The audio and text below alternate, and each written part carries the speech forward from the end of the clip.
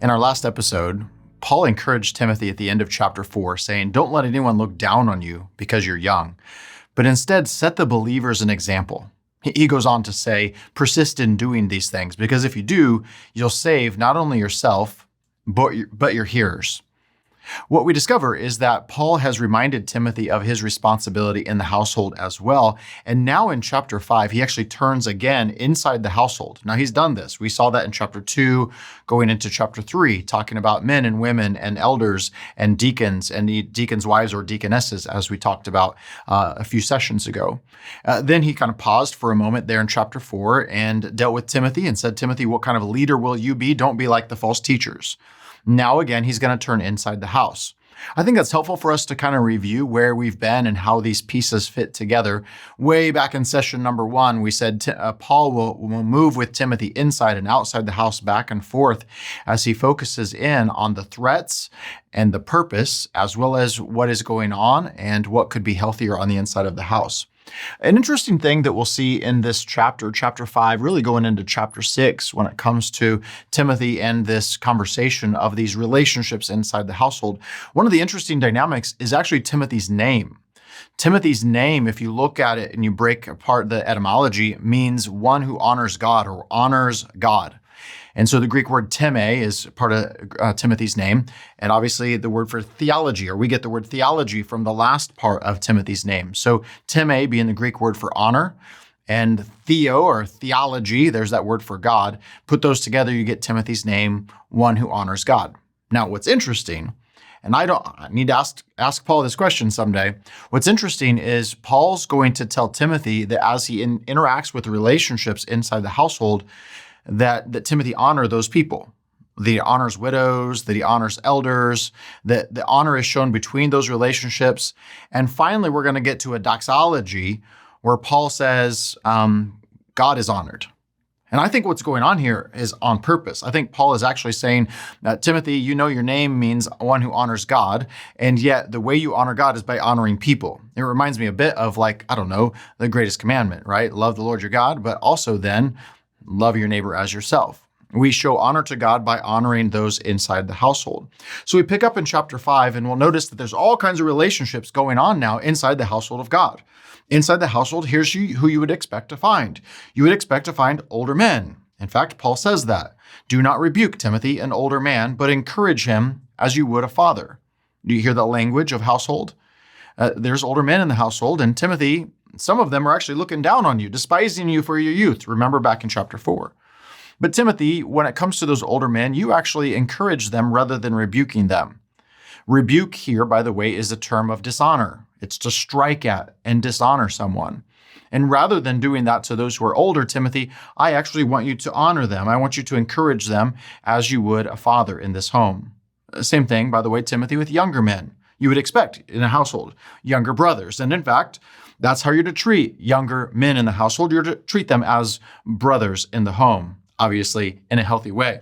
Verse 2, older women are also part of this, and you're supposed to treat them as mothers. And younger women are a part of this, and you're supposed to treat them as sisters. And then Paul adds this little caveat, in all purity. And again, we have to ask the question, when Paul says to Timothy, hey, don't let anyone look down on you because you're young, but set an example. And one of the categories of example is in purity. Well, I think we can imply sexual purity, as well as the purity of motivation in all of those instances that we find this phrase, this word in this document. But probably more pointedly here is this idea of sexual purity. What would happen inside the life of the church, by the way, if we were to treat people this way, those who are older and those who are younger? When I teach this passage and the passages that are going to follow, in class, I ask students to recognize that many of them will minister in churches that have 5 unique generations. Here's what I mean by that. We're fairly unique when it comes to life expectancy. And in fact, I did a funeral one time for a lady who was 103 years old. And at that funeral, her daughter came to the funeral from somewhere out east. Her daughter came to the funeral. I was maybe 25, 26 years old. Her daughter was 83 or so years old. That blew my mind. And then her granddaughter came to her funeral, and she was 63 or so years old. In my mind, those were all one generation. And I know you may be poking fun of me or maybe offended by me by saying that. And yet I needed to learn that as a young man who was ministering in the household. is that I was actually ministering to not just kind of my generation and a younger one and everyone older was just old. There's actually multiple generations represented in those age groups. So when I teach this to students, I ask them the question, how can we in a healthy church actually treat one another, honor one another, and minister to one another in a generation where we actually have 5 generations of the church attending at once because of this multi-generational life expectancy dynamic that's taking place? Well, when it comes to this particular dynamic, then, of course, we need to ask the question, what does, worship look like? And what does discipleship look like? Well, can I encourage you that one of the things we need to grow in is the way that we honor those of a different generation? That maybe our best form of worship is actually when we don't get our way, but we actually give away our way and worship so others can be edified and encouraged who are maybe younger than us or maybe older than us. Like a healthy family actually then looks at grandma or looks at mom or looks at great grandma or looks at younger sister and says, I know that this isn't my preference, but this is what they need. So Paul says this is the kind of family that we should have that honors one another. Then Paul's going to break this out into 2 specific conversations that will break down into a third. But the first 2 deal with older women in the church, specifically widows.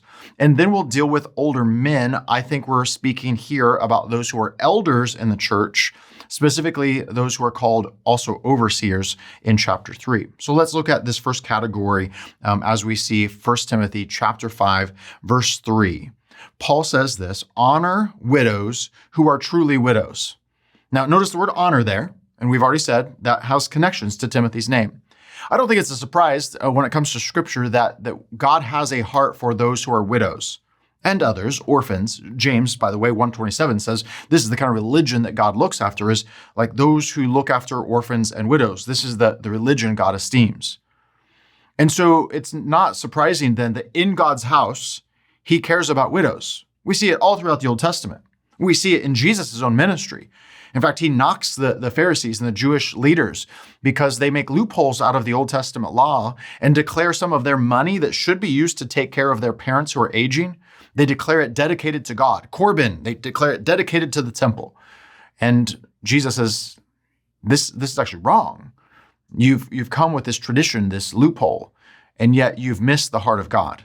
So we know this from the Old Testament, from Jesus' ministry, from New Testament. God has a heart for those who are widows. And so it's not a surprise that the church should take care of those who are widows. And yet what Paul mentions here is that there are actually 2 kinds of widows in the church in Ephesus. And I'm going to kind of draw these 2 portraits again. And one of the portraits is actually going to be a picture of those who are truly widows or true widows. And so the question mark becomes this, so what does a true widow look like and what does a non-true widow look like? Well, maybe what we need to recognize is that what Paul's talking about here is not one who is truly a widow and one who's not, because after all, what makes a person a widow. Maybe you know it too well. But what's Paul talking about when he says, honor those who are truly widows? Well, I think probably a term that I would put here is a widow who has a true need for the church to be the family that takes care of her. Paul's going to give a number of caveats, and one of those is going to be this, that if she does not have remember those little micro homes, those little homes, a family, a household to take care of her, then it's the church's responsibility to take care of her. And if she's unable to be married again, as we see even in the Old Testament, but also kind of in the culture of the day, that's part of the social fabric, we would say social security, that if she's unable to get married again because of her age or because of another dynamic, then she might be a true widow in the sense she has a true need. So you'll look down through this chapter 5, verses 3 and following, and you'll see Paul addressing this kind of a dynamic. And he's painting a portrait, much of like what he did of the elders and of the deacons in chapter 3, is that she's someone who is authentic in her faith. She's really a part of this household of God. She's not just scamming the church for money. And in fact, you actually see that money is a major theme in chapter 5 going into chapter 6. Because why? Well, the false teachers are doing what they're doing because of their desire for great gain. They want to be teachers, but they also see godliness as a means for great gain. Part of that threat is inherent in this portrait here.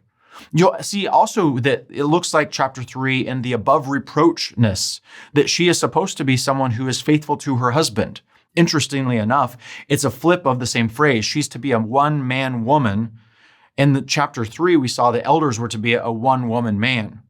Now, sometimes the argument is made of the elders that Paul's only talking about polygamy, and Paul's talking about having multiple wives. Here's the problem with that. If Paul's referring to that there, then likely he's referring to polyandry, more than one husband here. And that's not very common in the first century world. And so the dynamic we have to recognize is Paul's really speaking about faithfulness to one spouse. Was she faithful to her spouse?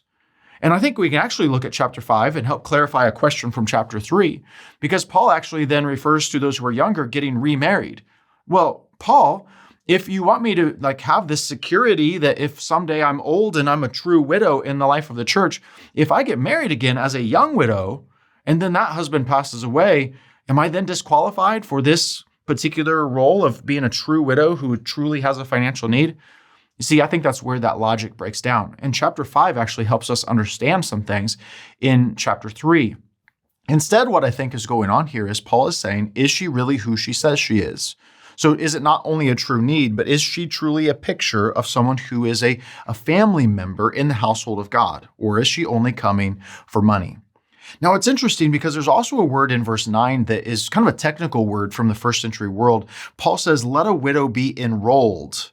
And then later on in verse 11, he says, but refuse to enroll, specifically there speaking about younger widows. And in this context, that word enrolled, we get our word catalog from that word. It seems to have kind of an official list connotation to it. I think maybe here's what's going on. I don't know for sure. Is that Paul in the church in Ephesus was creating a list of those who had a long-term, lifelong financial need for the church as a greater family to take care of these widows who did not have a smaller family unit to take care of them. And this would be a lifelong commitment. But the commitment would not only be on behalf of the church, it would also be on behalf of the widow. Perhaps she's serving in the life of the church or has a role in the life of the church of service. And we see some of that, by the way, in the temple of different widows who are engaging and worshiping in the life of the temple. And so this is perhaps what's going on here is Paul's actually saying, don't make this commitment for lifelong financial support of widows who are younger and may get remarried because they might break their commitment, but only enroll those who are according to this particular type of widow who have a true need. Now, I think Paul would then also acknowledge, I'm not talking about here not ever, taking care of some of the needs of these widows here either. I mean, they truly do have need, just not in the form of this enrollment in a long-term financial benefaction between the family, which is the church, and that widow. So we'll even see a little bit later on that if they have a family, in fact, verse 14, if they have a family, let their family manage this issue, this financial issue, and take care of it. Because actually what will happen is it'll hinder our witness if we don't take care of those who are in our household. So if we have micro households who don't take care of their moms, their grandmas, it's going to hinder our witness because the outside world's going to go, you say you love God and God loves you and you love other people, but you don't even love your mom. Like you don't even love your grandma and honor her. Like how could we believe that you say what you say and are going to do it? And so this hinders witness. It causes actually, instead of false teaching, it causes slander against the church. So notice what Paul says here in verse 14 going into 15. He says this, give the adversary no occasion for slander. This whole conversation is similar to that phrase that was used of the elders and the deacons. Like we as a community must be above reproach. We must be above slander. We must be blameless. And in that sense, then we uphold the truth and become this living out of the community that we have. So this kind of wraps up this conversation. Let me then add this little caveat kind of at the end of chapter 5, verses 1 through 16, and then we'll continue our conversation a bit more in the next session through this section. Let me kind of conclude with this particular conversation. I think this text actually becomes a lens to help us understand ministries in the church that are benevolent-like ministries or care-like ministries. I also think it helps at times those of us who are individuals, who have compassion toward individuals who seem to have a need, whether that be someone on the street or someone we encounter or someone who approaches us. That this passage actually can give us a lens, a paradigm, if you will, to understand that it is okay for us to be discerning as God's people, as God's family, of understanding what is a true need and what is maybe someone who's coming to take advantage of the family or doesn't really have a true need and their motivations are not pure. Now, I have personal stories, of course, of encounters where this is true, where I've tried to do my best to be discerning. And so ultimately this comes down to my heart, doesn't it? I mean, that's what we see in this passage, is that Paul desires that the church continue its witness, but it also is aware of this dynamic that's going on in the world. And so we, in this paradigm, see this dynamic of Paul saying, God cares about those who are widows. And I realize that there are those who would take advantage of you and take advantage of the system and take advantage of your compassion and take advantage of the church. And so he implements some of these practical steps in that scenario of how to do that. I think then it's appropriate for us to be able to recognize some of those same things in the life of our church and ministry and even personal life today as we respond to needs. Maybe you've heard the book, When Helping Hurts. It's really similar to that same conversation that says this: we do want to affirm the value and the treasure that people are, and we do want to take care of their needs. And one of the greatest things we can do is to recognize those things in them. So I say that with this little warning at the end, but don't let that then lead us to be like the Pharisees, or maybe like what we see even in Old Testament Israel, of those who, because of their own financial greed, selfishness, neglect those who are truly at the center of God's heart and concern. You see, when we flip over to chapter 6, we'll see that we don't want to look like the false teachers. We want to look like those who are pursuing after Jesus and those who are inside the household who look like God, uphold his truth, but in the end, like godliness and good works as we look like him, like the Father, so the Son. So Timothy, the one whose names means honor God, will you do that? Will you honor God by honoring those who are older than you? Maybe those of us who are younger in the life of the church should ask that same question. Do I honor God by loving those older than me and loving them the same way that God loves them?